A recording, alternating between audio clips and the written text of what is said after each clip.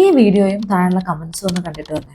ഗർഭനിരോധനത്തിൽ നമുക്ക് ഈ accidental pregnancies അല്ലെങ്കിൽ ഇപ്പോൾ ഒരു കുട്ടീനെ ആവശ്യമില്ല എന്നൊക്കെ തോന്നുന്നവർ ചെയ്യുന്നൊരു കാര്യമാണ്. അത് നമ്മൾ പലപ്പോഴും ഈ ഡെയിലി പിൽസ് കഴിക്കുന്നതും അങ്ങനെ കുറച്ച് കോംപ്ലിക്കേറ്റഡ് ആയിട്ടുള്ള രീതിയിലാണ് ഇതൊക്കെ കാണാറുള്ളത്. നമുക്ക് എന്തെങ്കിലും ഇങ്ങനെ ഡെയിലി ഒന്നും ചെയ്യാതെ എന്തെങ്കിലും ഈസി ആയിട്ട് അല്ലെങ്കിൽ നമുക്ക് അവൈലബിൾ ആയിട്ട് എന്തെങ്കിലും അങ്ങനെ ട്രീറ്റ്മെന്റ് ഓപ്ഷൻസ് ഇത്രയും ഭംഗിയായിട്ട് ഒരു ഡോക്ടറോട് ഫാമിലി പ്ലാനിങ് മെത്തേഡ്സ് പരിചയപ്പെടുത്താനായിട്ട് ചോദിക്കുന്ന വീഡിയോയുടെ താഴെ വന്ന കമന്റ്സ് ആണിത്. വല്ലതും മനസ്സിലായോ?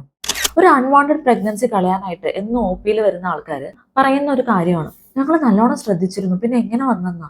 ആ ശ്രദ്ധ എങ്ങനെയാ? കോണ്ടം, കോപ്പർട്ടി അല്ല. ആ ശ്രദ്ധയുടെ വീരവാദമാണ് ഈ കമന്റ് മുഴുവൻ.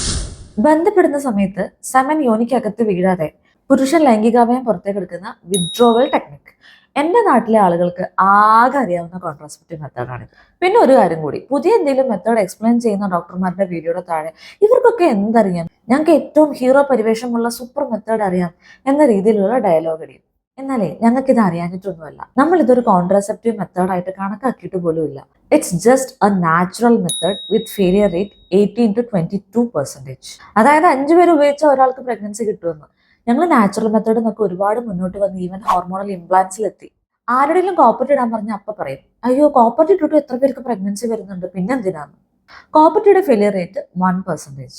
100 കോപ്പർട്ടി യൂസേഴ്സിൽ ഒരു പ്രഗ്നൻസി വരുമ്പോഴാണ് 5 പ്രഗ്നൻസി വരുന്ന മെത്തേഡിനെ പൊക്കി പറഞ്ഞുകൊണ്ട് ശ്രദ്ധിക്കുന്നുണ്ടല്ലോ എന്ന് പറയുന്നത്. കണക്കുകളൊന്നും വെറുതെ അല്ല.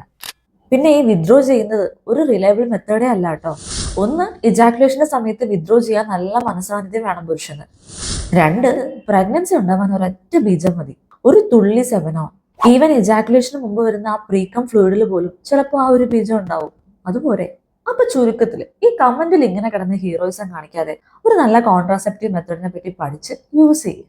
Avoid unnecessary pregnancy and unnecessary abortions. അപ്പൊ ഇനി നിങ്ങൾക്ക് ഏതൊക്കെ കോൺട്രാസെപ്റ്റീവ് മെത്തേഡ് അറിയാം? എന്തെങ്കിലും സംശയം ഉണ്ടെങ്കിൽ താഴെ കമന്റ് ചെയ്യാൻ മറക്കണ്ട.